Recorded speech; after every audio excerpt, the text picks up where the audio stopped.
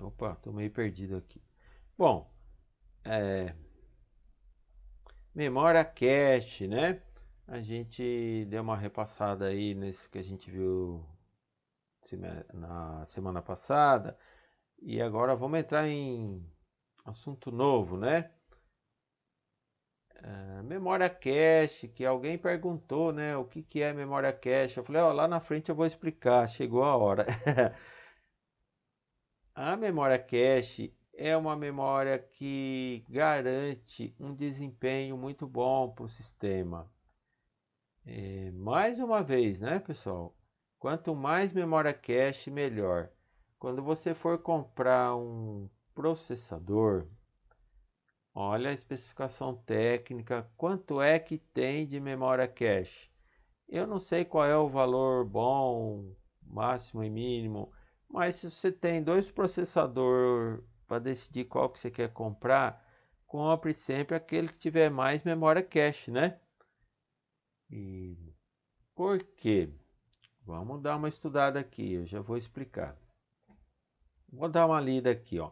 Apesar de toda a evolução da memória RAM, continua sendo muito mais lenta que o processador, né? Por mais que você veja lá que dobrou a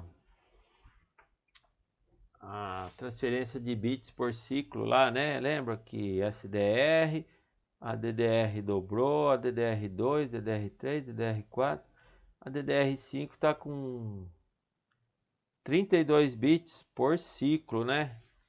Transfere 32, faz 32 transferências de dados a cada ciclo do processador.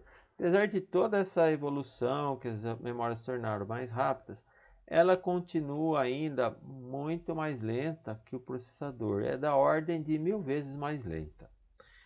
Então, isso é devido àquele processo de refresh, né? Lembra que eu falei lá no primeiro slide? O refresh é você grava lá um bit na memória, carregou um capacitor. Daqui 64 milissegundos você tem que carregar esse capacitor de novo. Por quê? Senão ele perde a carga e você perde aquele bit que você gravou. Esse refresh é uma coisa assim, é igual encher pneu de bicicleta, né? Eu tenho uma bicicleta aqui, eu andei com ela agora, enchi o pneu. Se eu for andar daqui 3 dias, eu vou ter que encher de novo, vai murchando. E esse refresh atrapalha muito a memória. Além de consumir energia, esquentar a memória, principal de tudo, né? Ele atrasa a leitura da memória, né?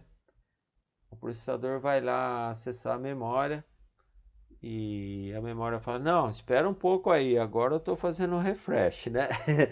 Então, é por isso que ela é lenta, principalmente pela operação de refresh. Então, pessoal, imagine, né? O processador ele sempre tem que ficar esperando a memória. Ele Às vezes ele fica marchando igual aquele soldadinho no 7 de setembro, né? Mas sem sair do lugar, fica marcando o passo, fica gastando ciclos para poder esperar a memória transferir os dados. E uma vez que o processador sempre está amarrado com a memória, que não deixa ele trabalhar mais rápido, o processador, se ele não tiver dado, ele para, né? Ele tem que ficar lendo a memória.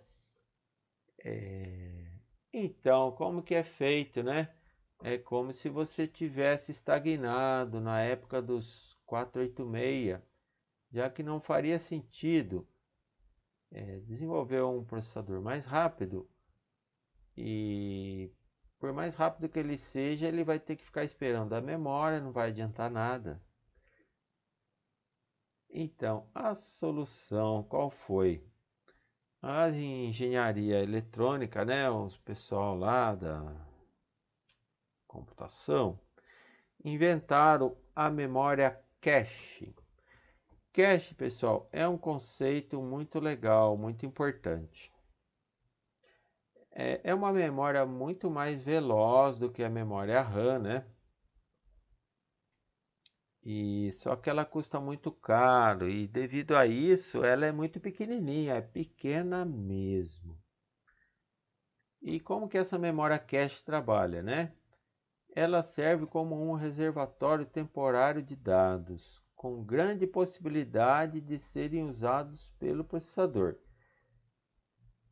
reduzindo a percentagem de vezes em que ele precisa buscar informações diretamente na memória RAM. É assim, pessoal. A memória RAM ela é muito grande e ela é muito lenta. Procurar as coisas lá demora muito.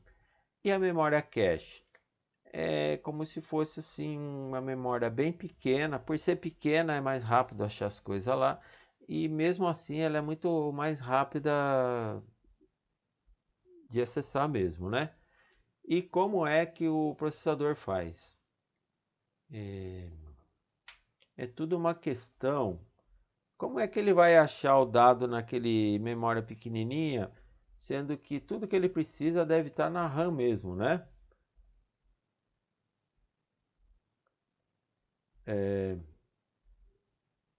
Então, é tudo uma questão de probabilidades, de algoritmos, de estatísticas, né?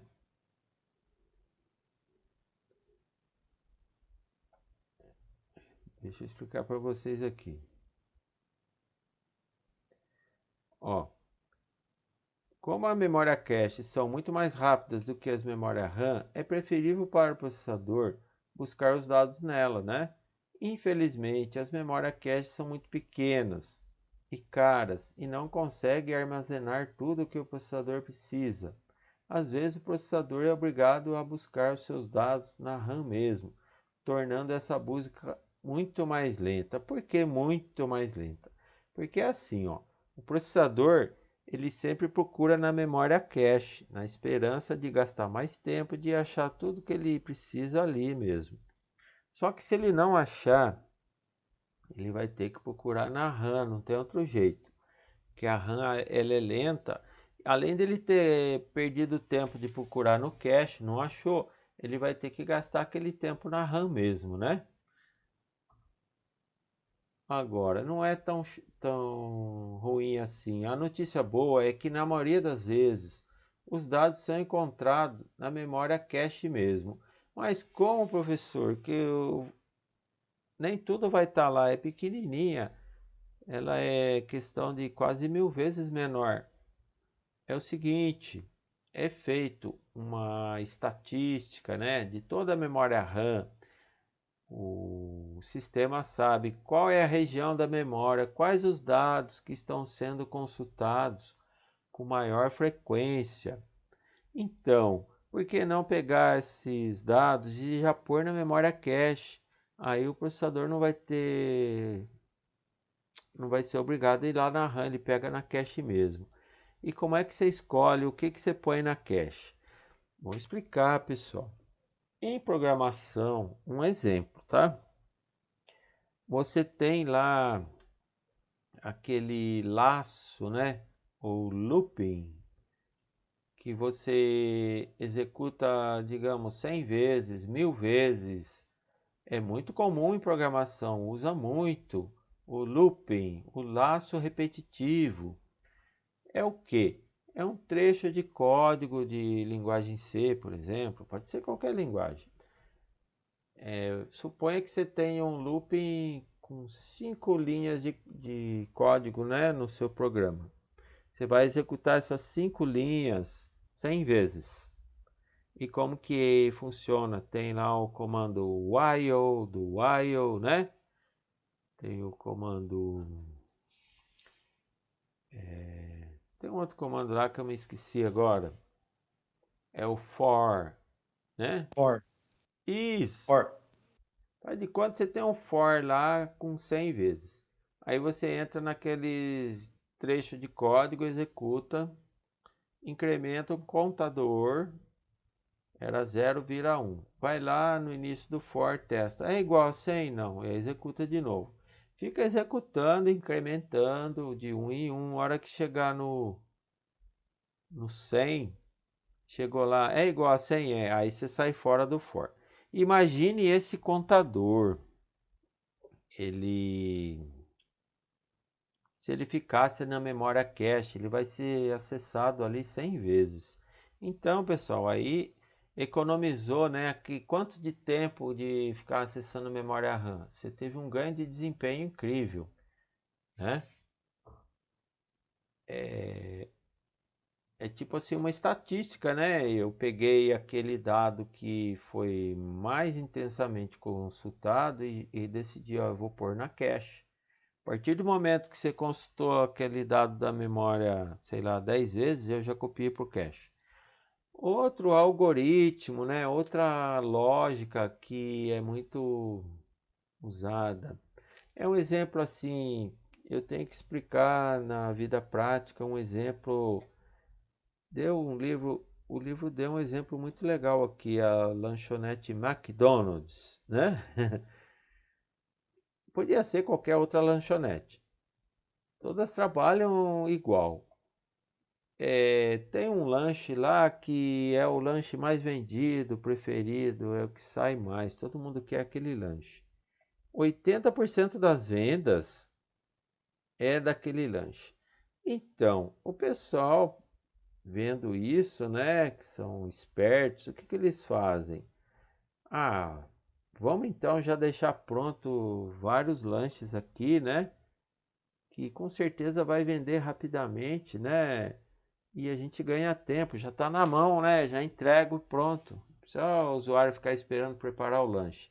Mesma coisa aqui na memória cache.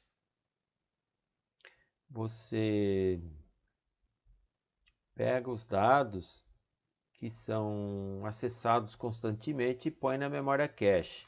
E outra coisa, quando você copia um dado, você copia toda aquela vizinhança, já pega aquele bloco da região da memória inteirinho e já põe no cache, na esperança, né, na aposta que cálculos probabilísticos, né, probabilidade é uma ciência da matemática. Você faz um cálculo de adivinhação, é probabilidade, estatística, matemática explica isso.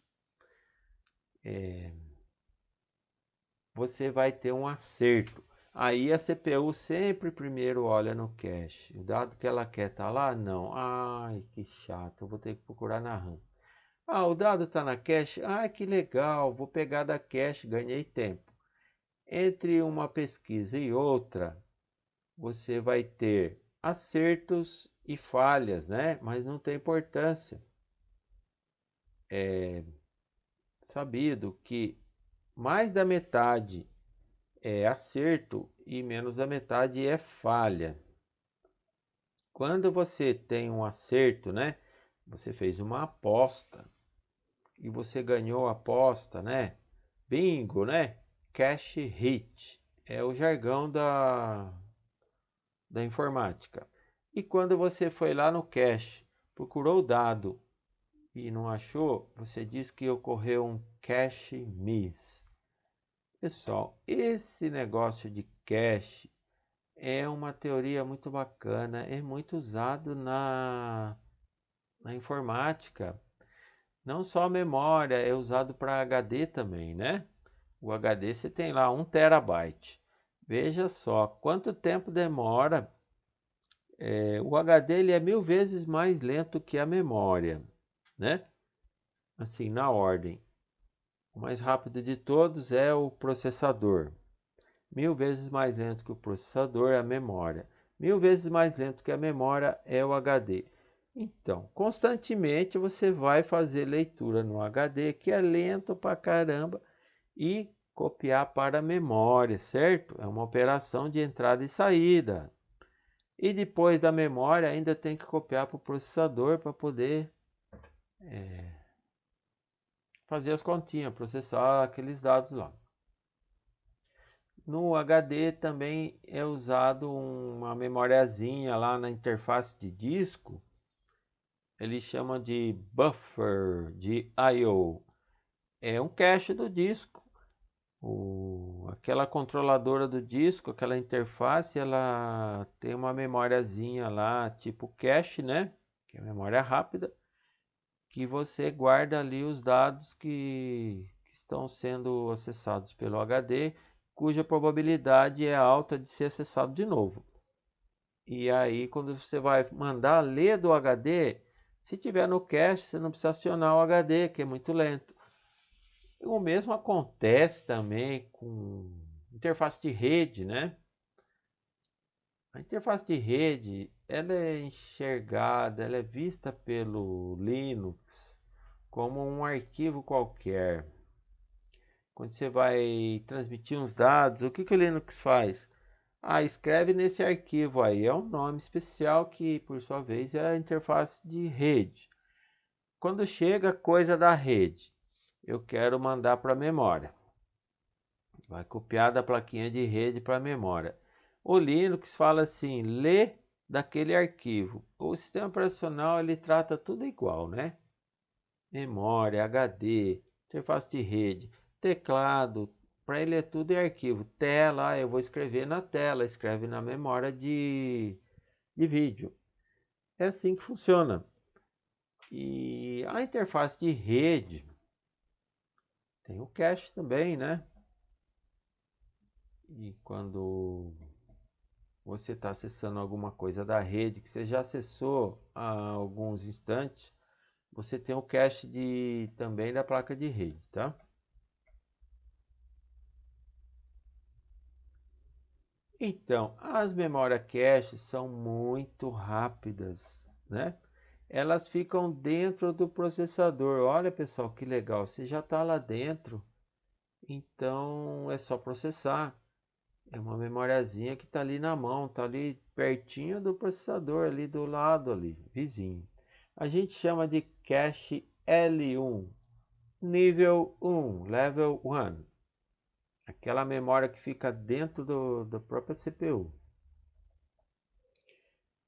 Temos também memória fora do processador, fica na placa-mãe. É o cache do nível 2, né? A gente chama de L2, cache L2. Mas daí, pessoal, se está na placa-mãe, tem que ser copiada para dentro do processador, correto? E como é que é feito isso? Através da ponte norte, daquele barramento que eu expliquei lá no início da aula, né? Lembra da placa-mãe? Na outra aula, placa-mãe. Então é uma tecnologia mais rápida, só que já não é tão legal quanto o cache L1, né? Mas tem também. Uns dados que são acessados com muita frequência também. Aqui para reforçar, né? Quando for comprar o processador, vê o cache dele. Quanto mais memória cache, melhor, tá? Não economize, o sistema vai sempre usar tudo que você der, ele usa. Igual memória RAM, quanto mais você põe, melhor. E tudo que você puser vai usar, não vai ter desperdício, não vai ficar vazio não, tá?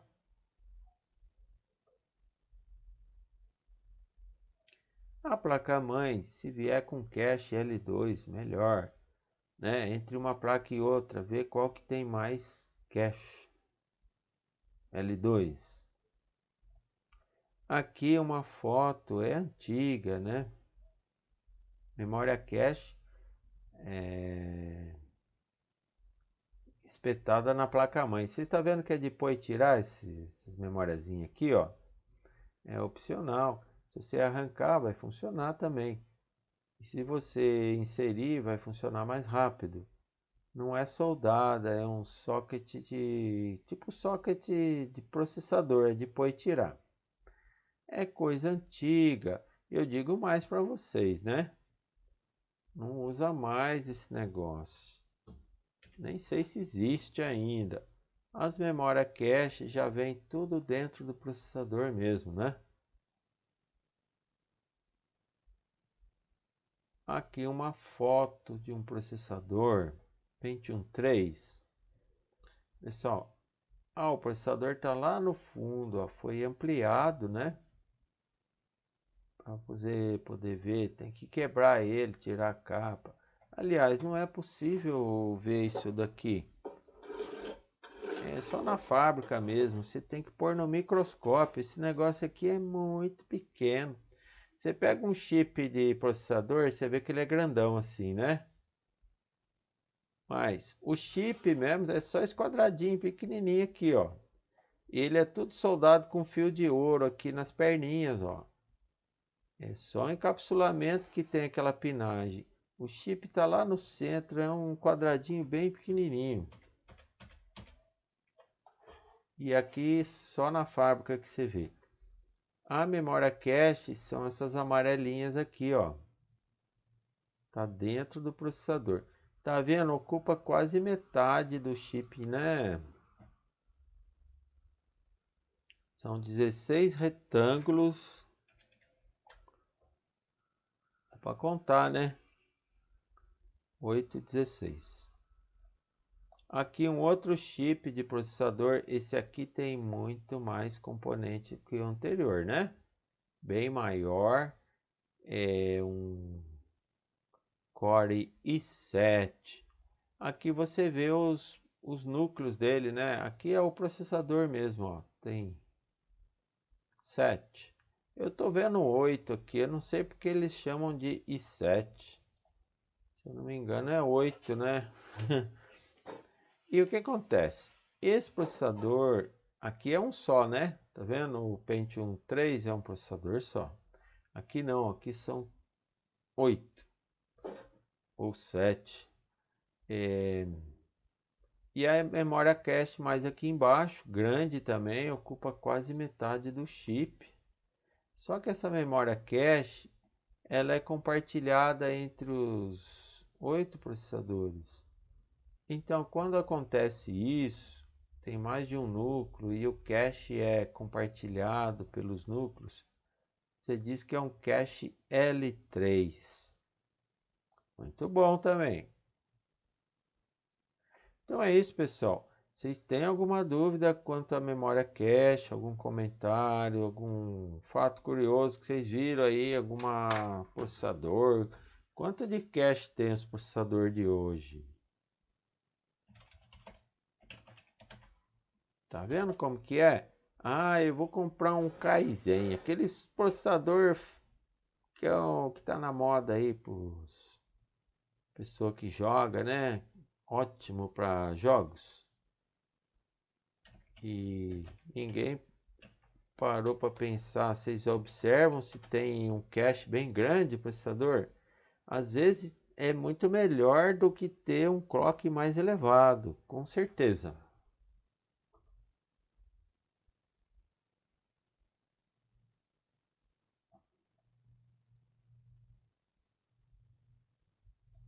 Então, pessoal, dúvidas?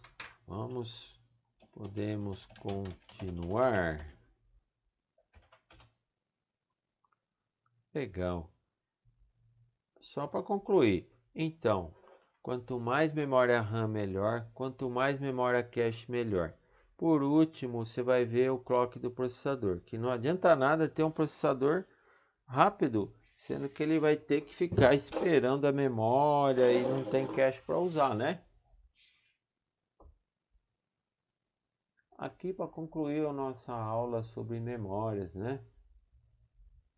Ah, deixa eu só. Até que horas que a gente vai mesmo? Abrir o horário aqui.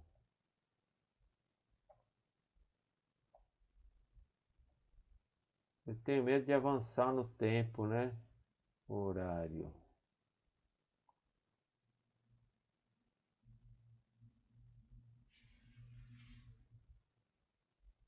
Nós vamos até 22h30, não é isso?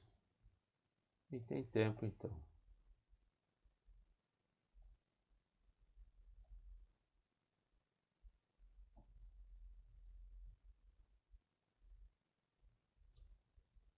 Então, pessoal, a memória ela dá defeito. Os defeitos nos modos de memória são comuns e, infelizmente, difíceis de detectar. A placa-mãe também pode ser responsável por vários erros, já que ela é encarregada de transportar os dados dos modos de memória até o processador. Então, é impossível dizer se a falha foi na memória ou se foi no meio de transporte que traz os dados de um lugar para outro, né? Se a placa-mãe corromper os dados pelo meio do caminho, você terá travamentos e outros sintomas semelhantes, causados por um módulo de memória com defeito. Pessoal, na computação, esse negócio de sintoma aqui, você só fala isso, ó.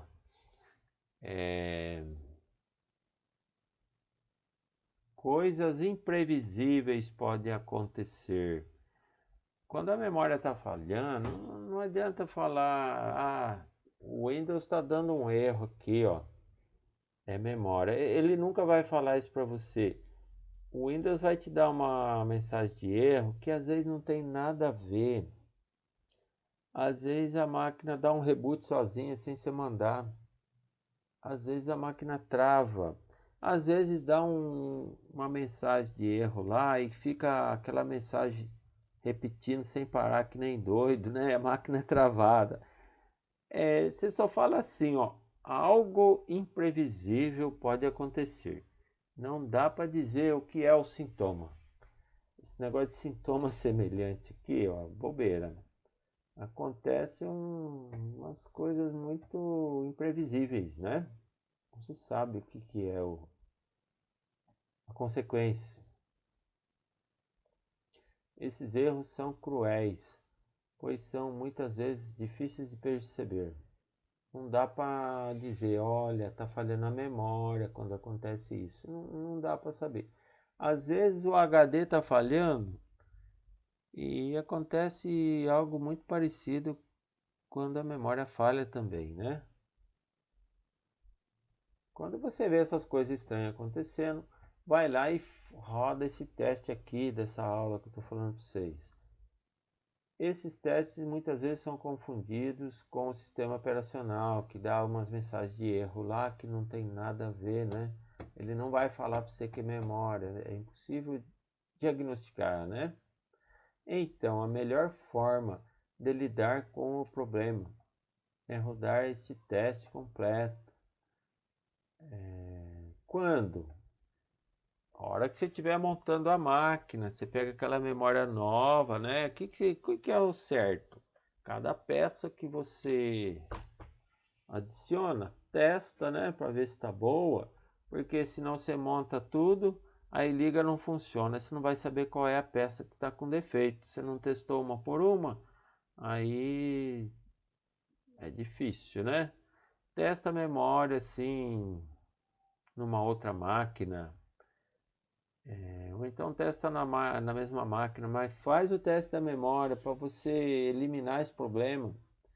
Você vai saber que a memória está boa. Se o sistema der algum problema, você vai falar, não, memória não é porque eu já testei, já está eliminado. Ou então quando você adicionar um módulo novo, né, fizer um upgrade. Tá vendo? Ó, eu instalei memória em 3 laptops, mas não testei. Eu deveria testar, né? Não é difícil, é bem fácil. A melhor forma de lidar com esse problema é fazer um teste completo sempre que montar uma máquina nova ou instalar um módulo de memória. Existem vários programas que fazem isso, né? O autor indicou esse daqui, né, do livro, mas não é obrigado a usar esse não, tem vários outros. Ele gosta, né, desse aqui porque é grátis, né? Diz ele que é um dos mais usados. Aí você clica nesse link aqui, vai te levar para o site lá, né? Eu não vou clicar, mas vamos continuar aqui no texto. É o main test 86. Ó, tá vendo que é antiguinho? 86. Esse negócio acho que já existe faz tempo. A vantagem sobre outros testes de memória é que, além de pequeno, o main test 86 é gratuito e é um código aberto, né? Para esses caras aí que gostam de programação em baixo nível, entende da coisa, pode até mexer no código, recompilar e ter uma nova versão, né? Do jeito que ele quiser adaptar. Ele é muito fácil de usar, né? Ele é quase que automático. Você põe para rodar, ele faz tudo sozinho, não precisa ficar configurando nada. E a única coisa é que ele é muito lento.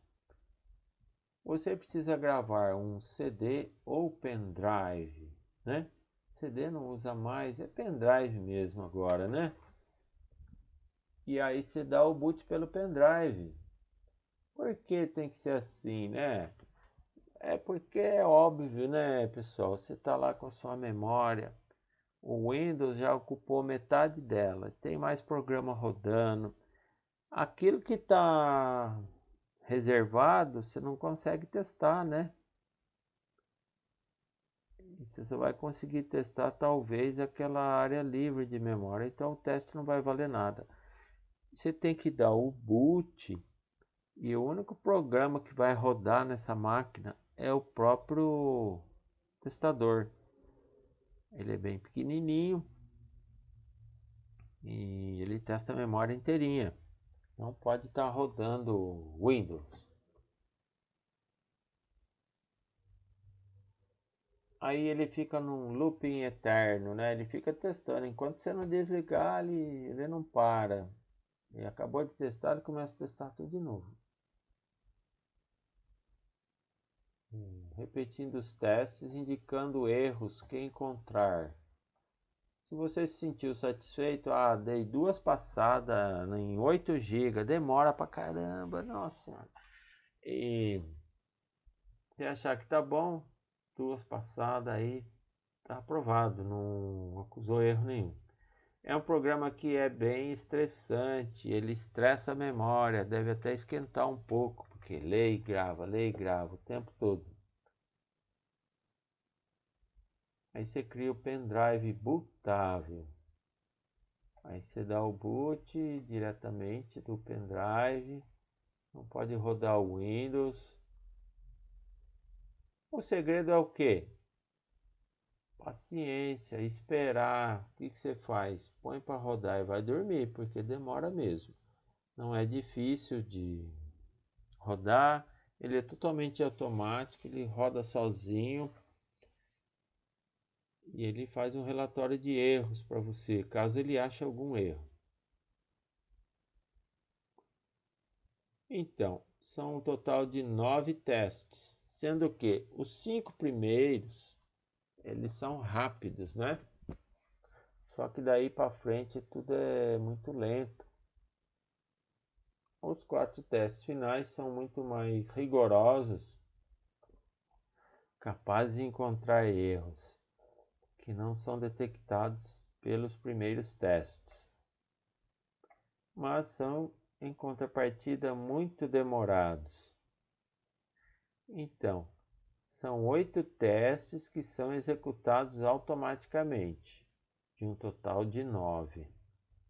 Só que o nono ele não roda automaticamente, porque ele é muito mais demorado ainda. E se você não pedir, ele não vai rodar o nono. Tem que ser ativado manualmente.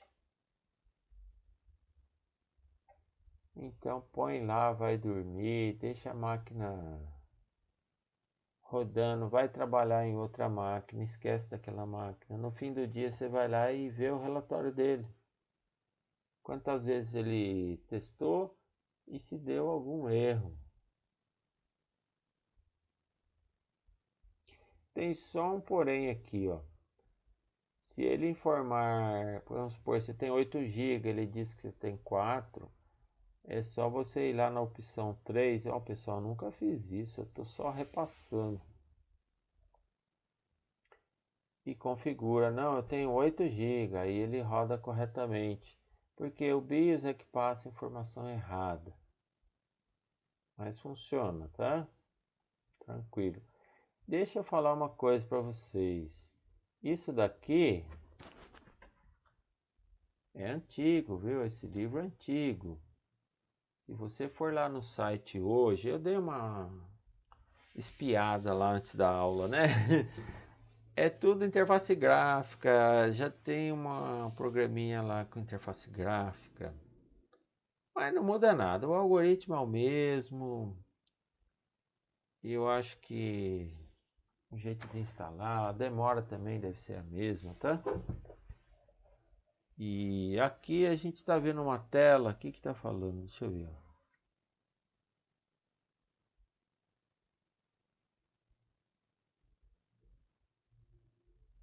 Na tela principal, pressione a tecla 5, né, o número 5, para ter um relatório, né, um resumido de todos os erros encontrados em cada teste. Isso depois de ficar lá umas 8 horas, 12 horas testando. Aqui está o relatório. Falou qual é a CPU. Ó, cache L1, tá vendo aqui, ó? Cache L2. Eu olhei isso daqui, eu falei, nossa, que negócio estranho. Tá falando cache L2, é aquele que fica na placa-mãe, que é o mais lento. Ele... O L1 também, ó. Não dá para entender esse negócio. A memória RAM tem uma taxa de transferência de 344 megabits por segundo, né? Foi isso que ele pegou. Só que o cache está mais lento, tá vendo aqui? E o cache L1 também está mais lento, né? Não deu para entender. Eu acho que esse negócio aqui é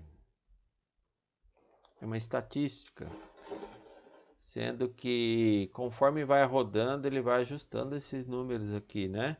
Se ele quase que não usou o cache, então não deu para medir a velocidade do cache, é óbvio, né? Mas é bobeira essas velocidades aqui. Aqui esse jogo da velha para saber o progresso, né? 26%. Conforme vai terminando o teste, vai chegar no 100% e vai crescendo aqui umas barrinhas com o jogo da velha. Ele fez 4%.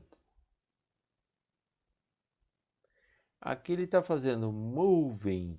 Moving é pegar a região da memória de um lugar e copiar para o outro. Que é para ler. Ele grava, depois ele lê o que ele gravou. Se bateu, aí o teste passou. Aí ele faz isso com o próximo byte, com o próximo bit. E vai movendo aquele padrão na memória inteira, né? Anda com aquele padrão na memória inteira. Se não der erro, gravou e leu igual, tudo bem. Esse aqui é o padrão que ele usou. É um número. Aqui, 0 erros, né? Passagem 0, quer dizer, ele não completou nenhum, não chegou a varrer a memória inteirinha ainda, né? É o início do teste, ele fez só 4%, tá vendo lá? Aqui, pessoal, esse negócio de cache aqui não tá muito legal não, sabe por quê? Se você quer testar a memória, lembra daquela... Como que a CPU faz? Ela vai ler ou gravar, ela... Quando ela vai ler, né? Ela lê primeiro do cache. Se não achar no cache, aí que vai procurar na memória RAM. E vocês acham que isso aí não é um teste legal, né? Se estou testando a RAM, ele tem que ler e escrever somente da RAM. O cache, ele chega a atrapalhar esse teste aqui, né? Aqui tem um menuzinho, você quer dar um reboot, começa a testar tudo de novo. Configurar, não tem que configurar nada, viu? Ele é automático. Talvez aquele negócio que não reconheceu totalmente a memória, né?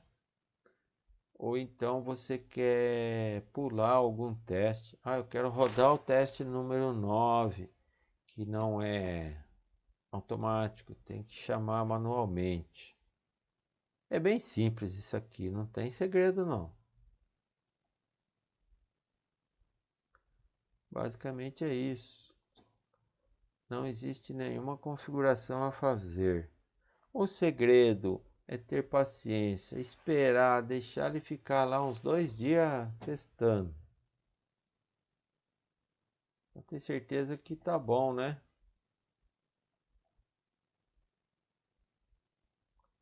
E o tempo gasto vai depender do tamanho da memória, né? Óbvio. Não tem nada a ver com o clock do processador. Se o processador for rápido ou lento, tanto faz, vai demorar a mesma coisa. Por quê? Porque o tempo aí é ditado pelo acesso à memória, leitura e escrita, né? É aquilo que eu expliquei para vocês. A memória obriga o processador a ficar esperando. Não adianta ele ser rápido, ele vai ter que esperar a memória.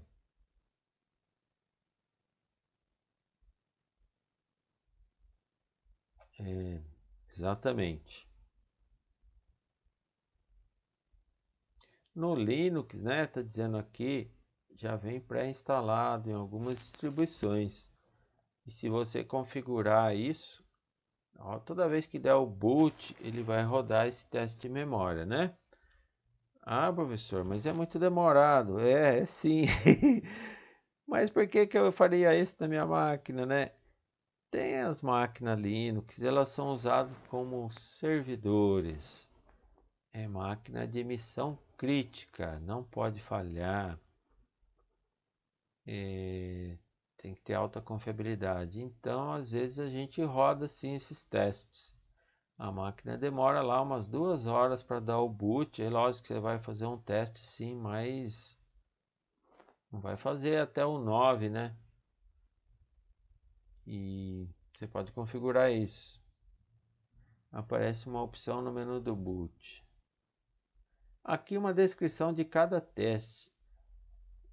Só para ter uma ideia do que esse programinha faz, a gente tem que ler isso aqui, né? Senão estou testando, mas não sei o que eu estou fazendo. Não, eu quero entender. O teste 0 é o Address Test. Ele testa os endereços de memória, se eles estão acessíveis. É, algo semelhante com o que o BIOS faz. O BIOS, se for lá e dizer, olha, eu quero que teste a memória, depois você dá o boot. Qual é uma das funções do BIOS? Quando você liga lá o Power On, você ligou a máquina, primeiro ele vai testar todo o hardware inteirinho, memória, processador, HD, tudo, teclado. Depois que ele viu que não achou nenhum erro, aí que ele vai chamar o Windows, aí que ele vai dar o boot. Se tiver algum erro no hardware, a máquina não vai inicializar. O BIOS já dá um erro lá e trava e fica aquela mensagem na tela. Então, você pode ligar o teste de memória na BIOS. Este é o teste mais rápido, é o teste 0, é o mesmo que o BIOS faz. Ele vê quanto de memória disponível existe pelos endereços e só não testa mais nada, né? Ele só reconhece os endereços e fala, ó, tem tanto de memória. Aqui o teste 1 é o mesmo do 0 mais o que? Um address. É uma estratégia diferente, checando endereços e não apenas realizando contagem de endereços. Ele vai acessar cada endereço, né? Outra diferença é que este teste é feito sem utilizar cache. Entendeu? o cache não vai atrapalhar. O teste 0, não, como não lê, não escreve, não cabe aqui falar sobre cache. Ele só vai reconhecer memória. Teste 2. Moving inversions 1 and zeros. Aí ele começa a gravar padrões, né, números nos endereços de memória, né?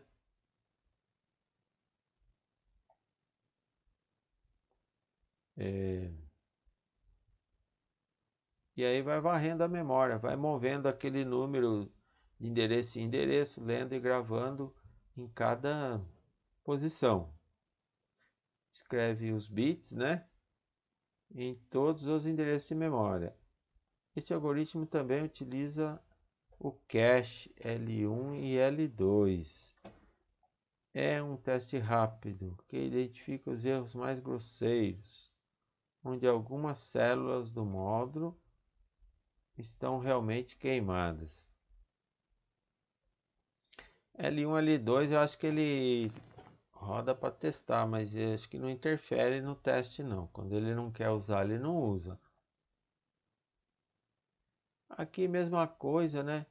Moving inversions. Vai escrever em cada endereço, varrer a memória inteirinha, movendo aquele padrão de endereço em endereço. Escreve e lê, escreve e lê. É isso que ele faz. 8-bit pattern.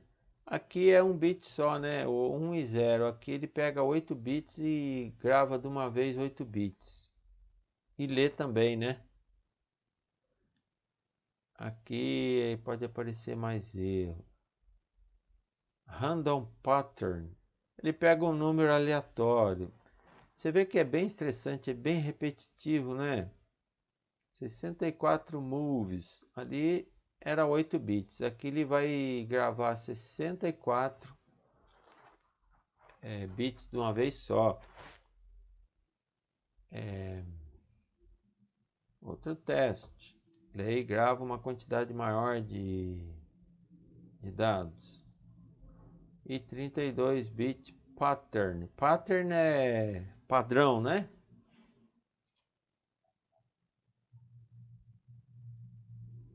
Aqui pega um... Não é um padrão. É randômico. Sorteia qualquer número, lê, grava e lê. Tá? Ele sempre faz isso. Grava e depois lê. Aqui é um número aleatório. Módulo 20. É um nome do algoritmo, né? Eu não sei o que faz. É um outro tipo de teste. Este teste é basicamente a repetição do set, mas agora um algoritmo diferente chamado módulo X. Elimina a possibilidade de qualquer defeito ter passado despercebido pelos testes anteriores, ou ter mascarado os cache L1 e L2. O teste 7 e 8 são bastante demorados, servem apenas para detectar erros extremamente raros, eliminando qualquer dúvida sobre a saúde do módulo. São perfeccionistas. Bom, o teste 9, então, pessoal, eu não sei. Bit Fade Test. Fade é uma coisa que vai diminuindo, diminuindo, enfraquecendo, né? Até apagar. Pessoal, eu não quero aprofundar muito porque acho que nem vale a pena, né? Mas vamos entender só o que está acontecendo.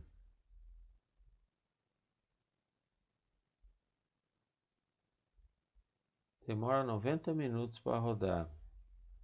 Verifica os dados gravados anteriormente. Esses dados são produzidos usando sequências matemáticas, de forma que o programa só precisa repetir as mesmas operações na hora de verificar, sem precisar guardar uma cópia de tudo que gravou.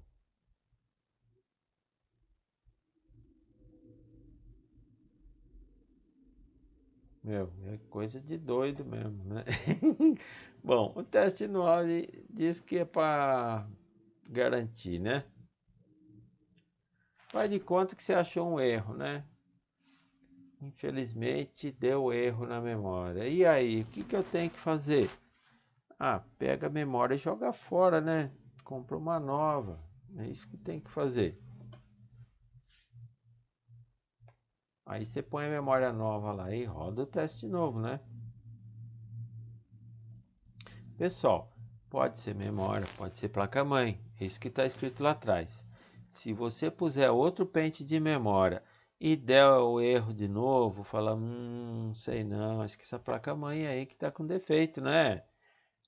Então aí você já começa a suspeitar, né? Aí o que que você vai fazer? Pega esse módulo de memória, testa em outra placa-mãe. Se não der erro nenhum, essa placa-mãe aí que tá com problema, vai jogar o placão inteiro fora. O que que você pode fazer? Limpar os contatos, né? Sabe aqueles contatos de ouro aqui, ó. Vou mostrar para vocês.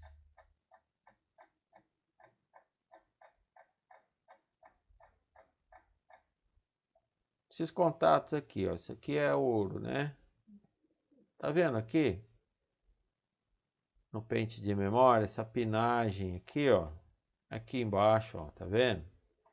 Às vezes dá oxidação. Ah, professor, mas não é de ouro? É, o vendedor fala que é, né? Mas está oxidado, então não é de ouro, pô. O que que você faz? Tem aquele lápis borracha, conhece? Que usava antigamente. A borracha. Aquela borracha dura e abrasiva, né? Você passa nesses contatos aí, depois tira bem os resíduos, né? Passa um paninho, não deixa nenhum resíduo de borracha aí. E aí ele fica brilhando, tira a oxidação, aí dá um bom contato, pode ser isso, né? Acontece, resolve o problema.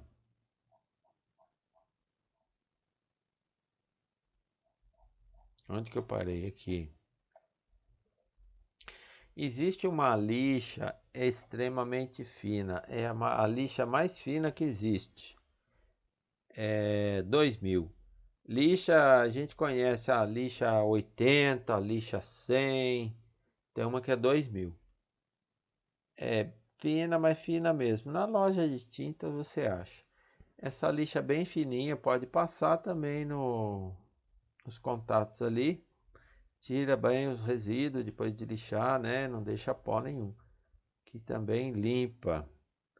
Outro quebra-galho, né? Não, ainda vamos ver outro relatório aqui, peraí. Aqui um exemplo, né? Um módulo de 512 MB que foi queimado por estática. Pessoal, vocês fazem ideia o que é essa estática aqui? Quem conhece, quem sabe explicar aí para mim? O que é eletricidade? Eu conheço estática em relação a caixa de papelão e roupa. Trabalhava numa loja e sempre pegava caixa de papelão, aquelas caixas de sapato e tênis. E quando eu ia tocar nas roupas sintéticas, aí dava aquela estática até estralava. Isso, é isso mesmo. Nossa, É blusa de um dia, lã, né? um dia eu ia acertando um cliente sem querer. Estrala, dá choque aquele negócio lá, viu? Eu tava numa firma, aí você anda com aquelas blusas de lã, você esfrega o braço na barriga, né? Vai andando. A hora que você põe a mão na maçaneta, dá um choque, cara. E estrala também, né? É eletricidade, conforme você vai esfregando na lã, vai carregando. E se você pegar na memória, queima na hora, viu? E quando você pega a memória na mão, já vem um aviso. Cuidado! Você tem que descarregar a sua estática primeiro, antes de pegar na memória. Como que descarrega? Põe a mão numa maçaneta, numa massa de ferro bem grande, um cano d'água de ferro, um vitrô, tem que ser aquele sem pintar, né? Aquele cromadinho lá. Descarrega, mas o certo é usar aquela aparelhagem do pessoal da eletrônica, né? Na hora de fazer a montagem da máquina inteira, vai ter umas fotos lá, eu vou mostrar na aula. É uma pulseira que você põe na mão, ela tem ela é de cobre, né? Dá um contato elétrico no seu corpo. Mas não vai dar choque não, não precisa ter medo. Aí aquele fiozinho você vai ligar no aterramento. Você não vai ligar na eletricidade, não precisa ter medo que não dá choque. No aterramento, o que é um aterramento? É o que faz com o para-raio, né? Você pega uma barra de ferro de 1,5 m de comprimento. Essa barra de ferro ela é banhada com cobre, se eu não me engano. Você vai no chão, no solo mesmo, né? Na terra de verdade. E pega uma salmoura, né? Dissolve bastante sal. 1 litro, uns 3 litros de água com sal. E você pega aquela barra de ferro com uma marretinha, vai batendo. Tem que enterrar ela ali no chão. Aí você tira, vai ficar um buraco. Aí você despeja aquela água com sal. Aí você bate, põe mais salmoura, enterra aquilo ali. O sal é para dar contato elétrico na terra. Ali você vai garantir que é 0 volts. É o terra perfeito.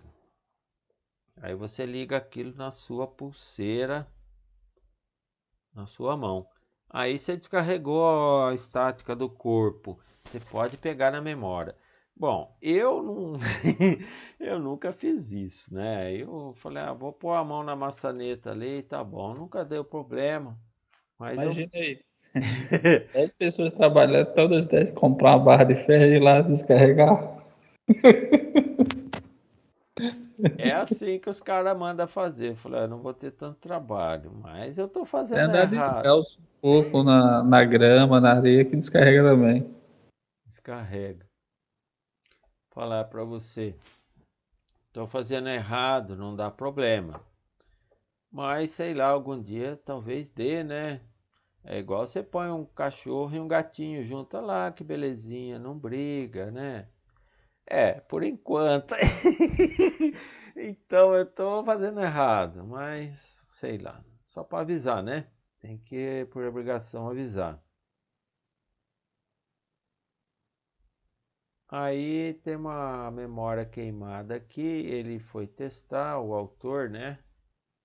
Só para mostrar o programinha, como é que ele acusa. Ó, você vê vermelho assim, ó, é que deu problema. Se tiver tudo azul, tudo bem.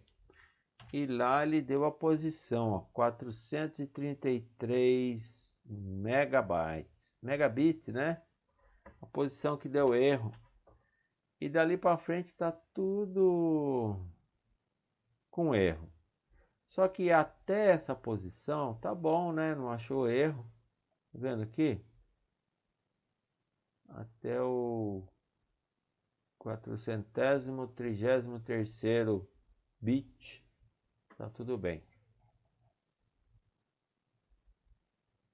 Aqui o autor tá fazendo uma gambiarra daquelas bem feitas, né? Meu, joga fora esse módulo de memória de uma vez. Só que é pra gente conhecer, para estudar, é só uma discussão, né? Um teste, um laboratório. É válida essa discussão, ó. No caso de módulos em que os erros aparecem nos primeiros endereços, não existe o que fazer, tem que jogar a memória fora, pois eles farão com que o sistema trave logo no início do boot. Como é que o sistema faz? Ele começa a usar os endereços menores no comecinho da memória. Aí carrega, se o sistema couber ali, e o defeito tiver depois daquela parte que foi usada, tudo bem, não dá erro nenhum, dá para usar a memória, né? Então, qual é o truque? Você vai falar para o Windows, ó, você vai usar essa memória aqui até a metade. Depois você não usa mais, porque da metade para frente tá falhando. O Windows vai lá e obedece, cara. Ele funciona direitinho. Olha que legal. Os módulos onde os defeitos se concentram no final, da metade para frente, vamos dizer assim, ainda pode ser usado. É só você dar um comandinho e falar para o Windows, ó, da metade para frente você não usa. Ele obedece você. Então ele só vai usar a partir do começo e não vai usar os módulos mais no fim, né? Os endereços mais no fim. Enquanto você estiver rodando aplicativos leves e o sistema não acessar endereços defeituosos, o módulo funciona normalmente. Mas a qualquer momento pode dar zebra. E para você garantir que ele nunca vai usar a região ruim, você dá esse comandinho aqui, ó, no Linux, você põe, ó, main igual 384. O que ele vai fazer? Ele vai usar esse 384 mega e dali para frente não usa mais. É o máximo que ele pode usar. É isso que você está falando para ele. E aqui tem uma telinha do Ubuntu que tem essa opção, ó. O máximo que você pode usar é 384 mega. Funciona bonitinho, apesar de a memória estar com defeito.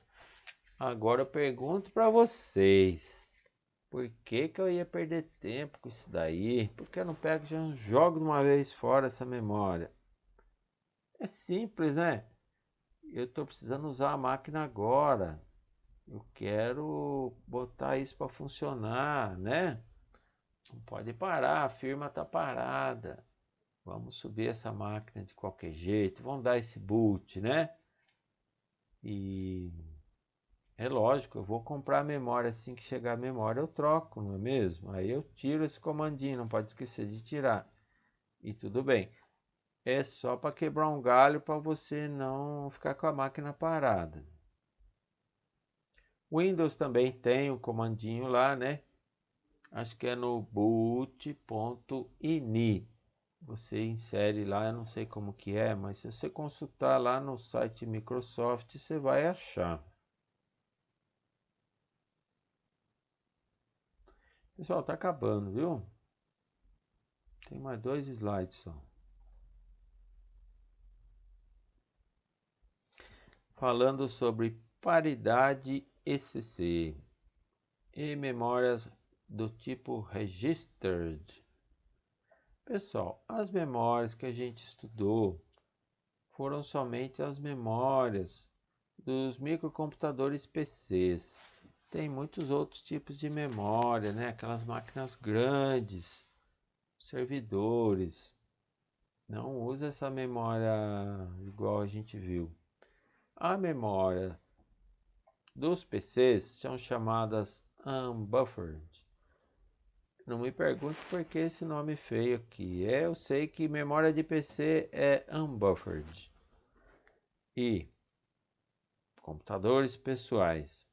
Existem outros tipos de memória destinadas às máquinas maiores, os servidores, né? Aquelas máquinas que custam aí 200 mil reais para cima. As memórias dos servidores são dos tipo registered ou do tipo que fazem teste de ECC. Tem esses dois tipos aqui usados em máquinas grandes, né? Não serve no PC, tá? A memória do PC, ela é muito mais simples. Quando você grava nela ou lê dela, você acredita que gravou e que leu corretamente. Não existe nenhum teste para validar a leitura ou gravação na memória. E por isso que elas são mais baratas, né? Agora, essas memórias de servidor, como são máquinas de missão críticas, que tem que ter alta confiabilidade, né? Toda vez que o servidor grava ou lê da memória, tem um algoritmo que faz a confirmação. Será que eu li ou gravei certo? Aí vem a confirmação. Aí sim que ele vai para frente. Essa operação atrasa um pouco? Atrasa, mas não tem importância, tá? O negócio funciona muito bem, assim que é feito, mas tem que garantir que não está dando erro, né? Porque se você corromper os dados de uma empresa, por exemplo, olha só, hoje em dia, né, qual é o patrimônio mais valioso? Não é nem o dinheiro, nem o ouro, nem a mercadoria, são as informações, né, que tem na empresa.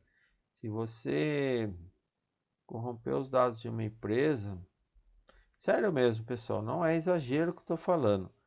Pode abaixar as portas, declarar falência. Aquela empresa nunca mais volta a funcionar. E é isso mesmo, tá?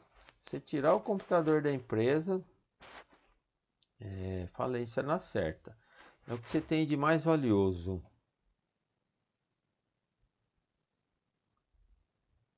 Então essas memórias custam muito mais caro, pelo menos o dobro do preço. Outra coisa importante, né, que eu tenho que falar para vocês. As memórias dos PCs, que são as unbuffered, elas não atingem mais do que 64 gigabytes. É a maior capacidade de memória que você pode instalar no PC. Ao contrário, aos servidores você já pode adicionar muito mais memória. Eu lembro que tinha uma máquina lá que eu trabalhei, né, na lista de suporte, administrador de sistemas, em 2010, que tinha 128 GB de RAM. E era um servidor assim dos mais baratos, né? Eu não me lembro de ver. Tem máquina com mais memória, com certeza. Tá bom? Se vocês pegar o livro, aquele livro que eu deixei para vocês em PDF, explica direitinho lá como que são as memórias de servidor, tem fotografia, tudo direitinho, fala muito mais coisas. É por isso que eu sempre falo para vocês, sempre pega o livro, né? Lê a história completa, o professor faz corte, resume, fala do jeito dele. Tem que ver o livro. Só para concluir, né? Nesta aula foi descrito resumidamente a importância da memória RAM no micro PC, ou seja, quanto mais memória você puser, melhor. A máquina vai ficar muito mais rápida, porque não vai usar o tal do swap, né? Lembra do swap?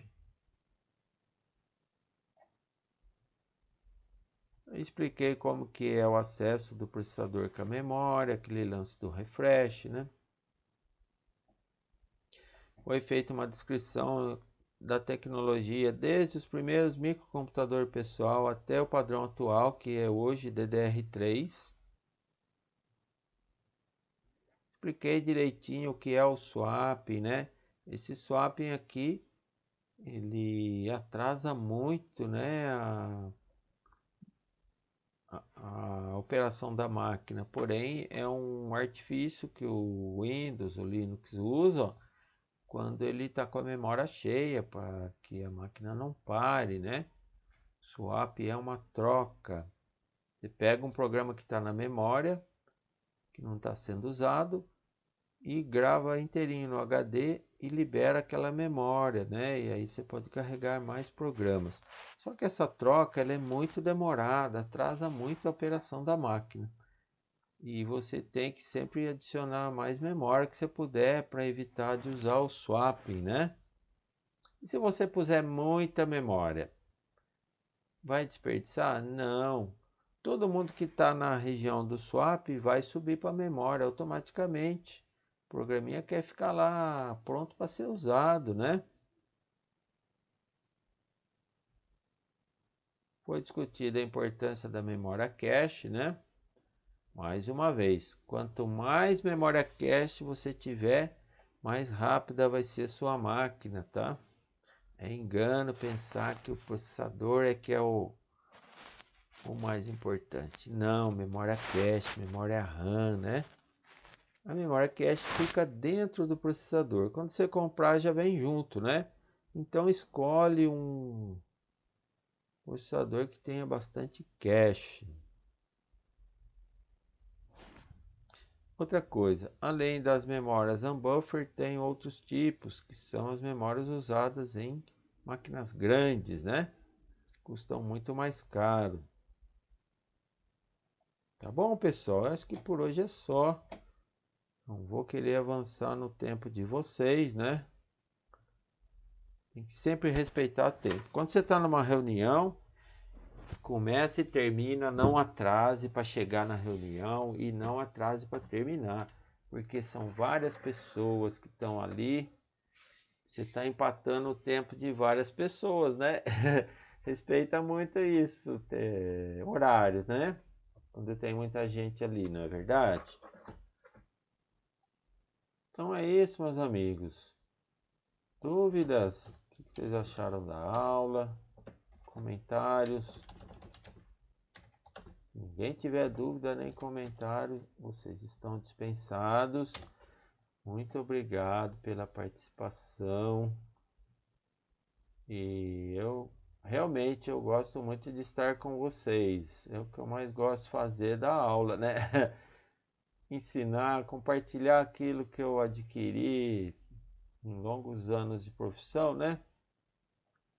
E aprender com vocês, é claro, porque o que eu conheço é coisa antiga, desatualizada, né? Então é isso. Ô, professor, falou então, hein? Muito obrigado aí. Bom descanso, boa noite. Igualmente, meu amigo Breno. Boa Professor, noite, licença professor. de chamada. O senhor já fez? A chamada É. eu puxei agora. Ah, Mesmo quem entrou, já saiu, já desconectou, ele pega todo mundo. Se você conectar pelo menos uma vez, você já está com presença. Tá tranquilo, eu já peguei a chamada. fechou então. Obrigado, professor. Bom descanso, boa noite. Boa noite. Boa noite, professor. Quem quiser conversar, eu fico mais um pouco aqui, tá? Boa noite, Guilherme, Matheus, Domênico.